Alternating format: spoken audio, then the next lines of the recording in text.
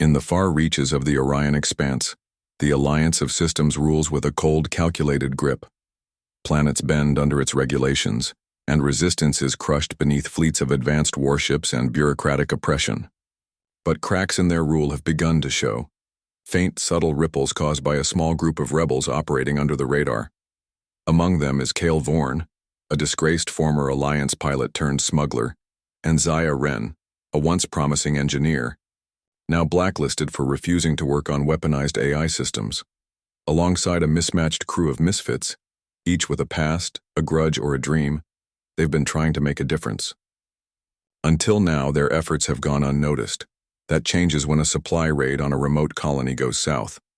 They barely escape with their lives, only to be captured and brought before a secretive council of resistance operatives. But instead of imprisonment or execution, they're offered something worse, a ship, the Relic. The resistance frames it as a second chance, but it's anything but generous. The Relic is a broken-down, rusting hulk from a forgotten war, a model phased out centuries ago. Systems barely boot, engine cores misfire, and the AI is so fragmented it occasionally speaks in multiple languages, mid-sentence. The hull creaks, ominously in deep space, and the navigation console has duct tape holding it together. It's a cruel joke. Everyone knows it. Cale is furious. He accuses the resistance of setting them up to fail. Zaya, however, sees a challenge. She examines the ship's internals and becomes quietly intrigued. There are subsystems that don't match any known schematics, code that's encrypted in pre-alliance protocols, and conduits that pulse with strange energy readings. It's not just old, she murmurs. It's wrong, or maybe different.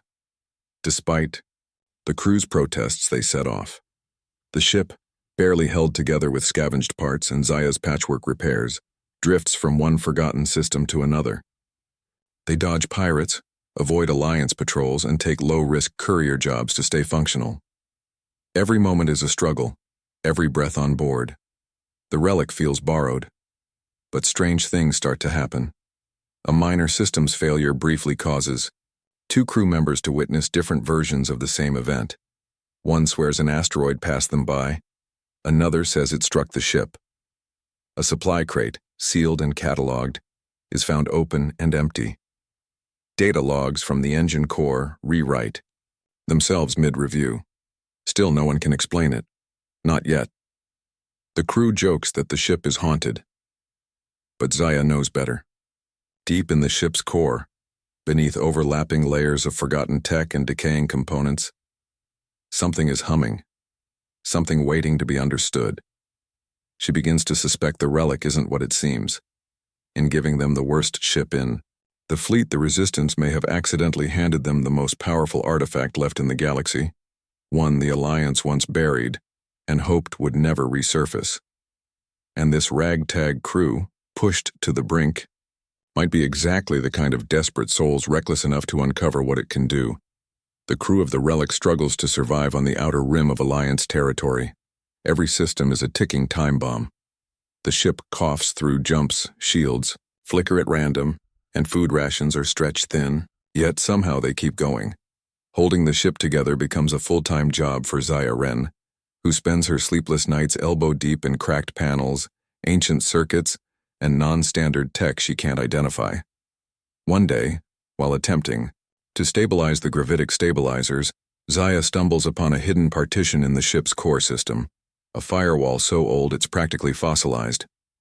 Curious, she cracks it open, expecting to find obsolete engine logs or deprecated software. Instead, she finds a dormant subsystem labeled Q-Drive Protocol. It shouldn't exist. Quantum drives were theorized a century ago, machines capable not just of moving through space, but of shifting state within it. The Alliance reportedly abandoned the research after catastrophic test failures. Yet here it is, buried inside the worst ship in known space. Zaya, half terrified and half exhilarated, activates the dormant code in a closed simulation environment. The ship hums in response, differently. Not louder, not softer, just off, like it recognizes her. Meanwhile, strange anomalies continue to occur. Kale wakes from a nightmare only to find a piece of shrapnel embedded in the bridge wall, a piece from a battle they'd never fought. Crew member Isha, a medic who lost her arm in a pirate skirmish years ago, suddenly finds phantom sensations returning to her prosthetic limb.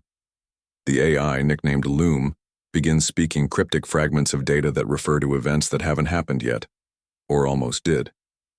Zaya runs more tests. The Q drive, when activated in a controlled environment, momentarily shifts physical objects, sometimes by inches, sometimes by years.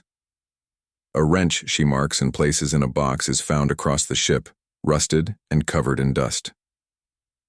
A backup power cell reverses its charge state. On one terrifying occasion, a maintenance drone reports a completely different star field outside the ship's hull for 6 full seconds before it resets. Kale demands they shut the drive down. "We're not gods," he warns. "We're barely surviving as it is." But Zaya sees the possibilities.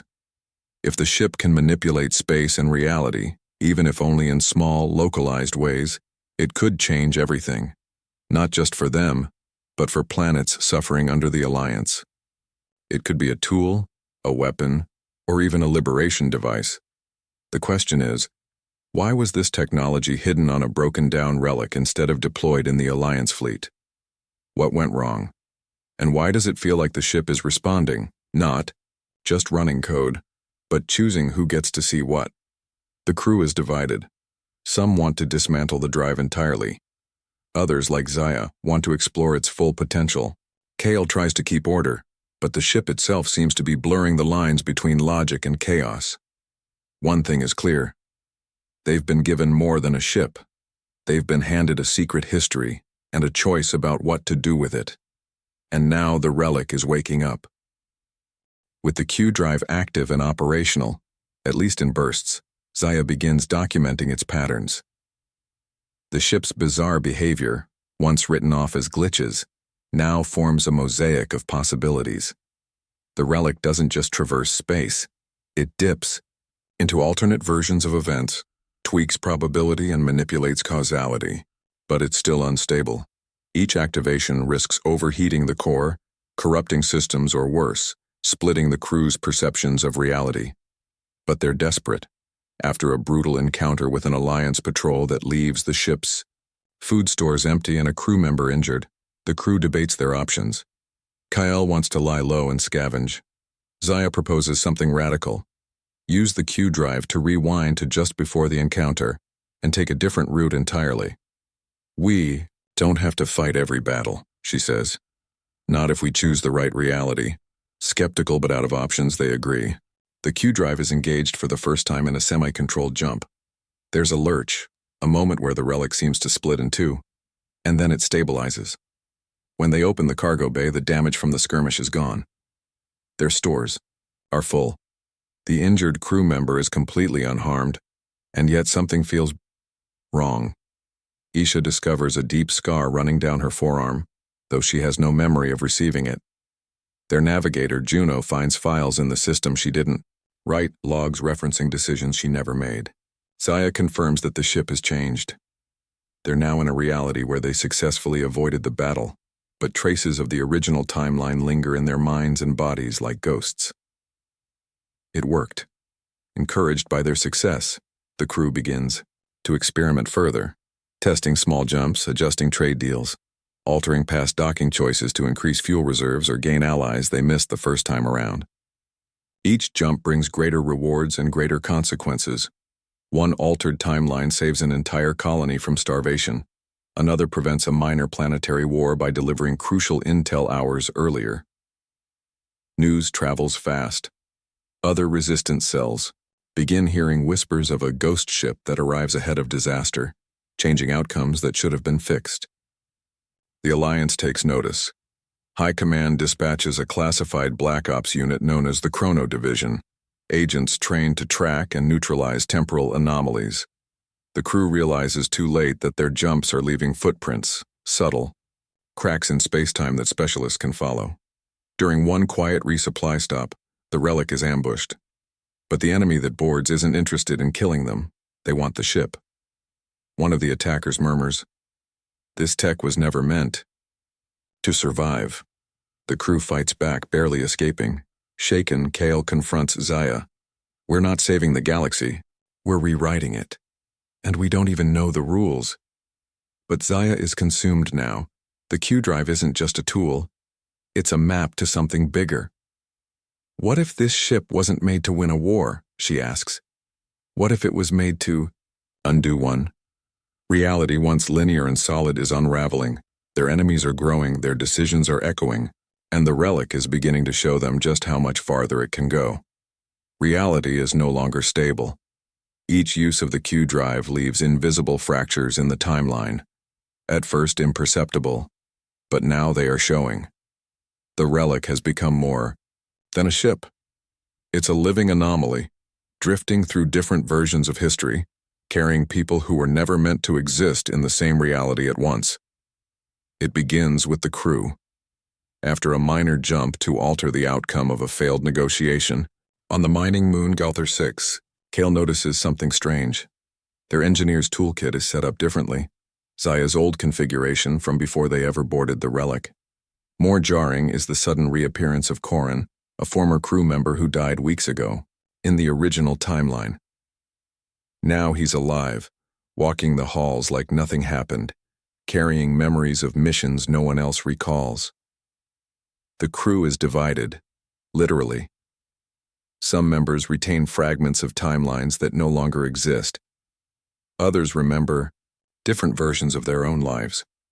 Juno, the navigator, starts having episodes where she claims to see bleed-throughs, overlapping images of people and places from alternate realities. One night she wakes screaming, saying she saw herself on the bridge, issuing commands. Kale never gave. Zaya begins to doubt her own mind. She reviews the ship's black box and finds impossible contradictions, multiple outcomes of the same event coexisting in corrupted memory blocks. She consults the Q drive's original code and realizes it's adapting, rewriting itself to accommodate more complex shifts. The drive isn't just opening doors to other timelines, it's blending them. Meanwhile, the Alliance's Chrono Division is closing in, led by Commander Thalos, a cold, precise officer enhanced with chronotronic implants. The division's sole mission is to restore timeline integrity. They track anomalies, correct divergences, and erase people caught between states of reality. To them, the relic isn't a miracle. It's a threat to the structure of time itself. Using Q-drive echoes, Thalos locates the crew during a humanitarian mission to prevent a planetary flood. He gives them a single ultimatum: surrender the ship, and all related data or be erased. Kale tries to stall, but the Alliance attacks, and in the chaos, the crew is forced to jump. But the jump is unstable. Instead of landing in one timeline, the relic fractures, briefly existing in several realities at once. The ship flickers between states. In one, it's intact. In another, on fire. In a third, floating abandoned in deep space. The crew suffers temporary disorientation, with some experiencing full memory collapses or false lives flashing before their eyes. After stabilizing, the crew regroups in a version of the universe that feels familiar. But nothing is exactly right. The stars are shifted. Known planets have different names, their contacts don't recognize them. Kale is shaken. We're not travelers anymore, he says quietly. We're refugees from a collapsing reality. Zaya finally admits what she's, suspected for some time. The relic isn't just using the Q drive. It is the Q drive, a vessel built around a failed reality engine project the Alliance tried to bury. A failed project they now want to control or destroy. With the timeline deteriorating, trust fraying, and the enemy closing in, the crew faces a terrifying truth. They may not be able to go back or stay anywhere for long. Reality is cracking, and they're running out of places to hide. The crew is at a breaking point. The last unstable jump left the relic damaged, but more than that, it fractured the crew's sense of identity and purpose. Corin, the crew member who should be dead, begins to question his place aboard the ship. He remembers a life where he died saving the others, And now he's alive among strangers who mourned him in a timeline that technically no longer exists. Isha, the medic, begins hearing the voices of patients she never treated, from missions they never flew. Even Zaya begins to falter, losing hours of time and waking up in rooms she never entered. The relic feels more alive than ever. Its AI, Loom, starts speaking with unsettling clarity, referring to the crew by titles they don't recognize. The Shifter, the Anchor, the Echo, the Catalyst. It warns them cryptically, history is no longer linear. You are not passengers, you are decisions. That's when Zaya discovers a hidden file deep in the Q drive's core, a long-buried record of the ship's true origin. The relic was once a top-secret prototype, Project Epoch, developed to rewrite critical moments in Alliance history. Its test pilot succeeded in altering events and vanished. The project was declared too dangerous and abandoned. The prototype ship was scrapped, except it wasn't. Someone smuggled it into the resistance fleet under a false identity, likely hoping it would be forgotten or used. Among the last logs is a theoretical map of a nexus point, a moment in history so central, so structurally significant, that altering it would ripple through all timelines permanently, and it's not far from their current position in both space and time. The crew faces a massive decision. The nexus point is the day the Alliance rose to power, when a peace accord between rival systems collapsed under mysterious circumstances, plunging the galaxy into decades of authoritarian control. If they use the relic to change that one moment, if they prevent the sabotage or sway the talks, they could erase the Alliance as it exists. Billions of lives might change for the better. Entire wars might never happen. But there are risks. They may never return to their current reality. Their own lives, relationships, and even memories could be rewritten or erased. People they love might never exist. And if the change fractures the timeline beyond repair, they could unravel the very fabric of causality itself. Kyle argues for caution. We're not gods, we weren't meant to shape history. Zaya responds with resolve. Maybe not. But someone gave us the tool, and someone trusted us to decide. The crew votes. One by one, they cast their choices, torn between duty, fear, and hope. Some choose to go, some prepare to stay behind. But ultimately, the vote passes. They will make the jump. Before the Q drive powers up, Loom issues one final warning. This action is irreversible. Memory will fragment. Identity may not persist. Impact will cascade. Are you certain? Kale looks at Zaya. She nods. Do it. As the ship hurtles toward the nexus point, space around them warps, fragments, and bleeds with color. Memories splinter. Timelines unravel. The relic dives into the heart of history, one final time to rewrite the fate of the galaxy. The relic hurtles toward the nexus point, space warping and bending around it like a collapsing dream. Inside the ship, the crew clings to fragments of their identities as memories scatter and reform. Alternate lives rushing through their minds like flash floods. Kale sees himself as a captain in the Alliance, cold and loyal. Then as a war criminal. Then as someone who never flew a ship at all. Zaya remembers a child she never had, a resistance victory she never lived to see, and versions of herself who dismantled the Q drive instead of embracing it. Time unravels, but at its center is choice. As the ship enters the historical moment, the exact point the peace accords between the Terran systems and the Orani conglomerate fell apart, they face a twisted version of reality, a ghost timeline, recreation of the summit, populated by echoes of the diplomats, military leaders, and political saboteurs responsible for the original collapse. The crew isn't just witnessing history. They're inside it. But something's wrong. The timeline pushes back. The moment is protected, guarded by a self-correcting force Loom calls the Anchor Protocol, a defensive mechanism built into time itself to prevent paradoxes. Loom explains, causality prefers inertia. Change is not welcome. They must now live this moment. Interact with the key players. Gain their trust. Discover the exact lever that caused peace to fail and stop it. But every interaction risks destabilizing their presence. Zaya uses her knowledge of diplomatic tech systems to access encrypted comm logs, discovering the sabotage, an intercepted message planted by Alliance extremists to frame the Orani delegation for betrayal. A war started because of a lie, buried under decades of propaganda. With proof in hand, the crew faces their final test: reveal the truth to both sides and convince them to act. But it's not enough to expose a lie. They must rewrite belief. In this version of history, the seeds of distrust are deep. Kale delivers the message in front of the delegation, invoking their own words about unity and legacy. "You built this future with fear," he says, "but you still have a chance to rebuild it with choice." It works.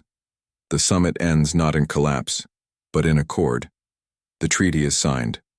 War is averted, and the relic begins to dissolve. The nexus. Point has shifted. Their reality is gone. The crew awakens, scattered. Kale finds himself on a quiet trade ship, living an honest life. No war record, no criminal past. He remembers some of it. Zaya is now a leading engineer in an open-source, galactic tech initiative. She studies quantum resonance based on theories she once lived. Isha runs a medical center on a peaceful border world. Juno writes memoirs of events no one else remembers. They all live in a galaxy where the Alliance never rose as a regime, where the resistance was never needed. But fragments remain. In dreams, in instincts, in symbols that feel familiar but have no name. And deep in a forgotten scrapyard orbiting a quiet moon lies a broken ship, weathered and silent. A faint hum pulses from its core, waiting, because the timeline remembers, and if reality ever breaks again, the relic will be ready.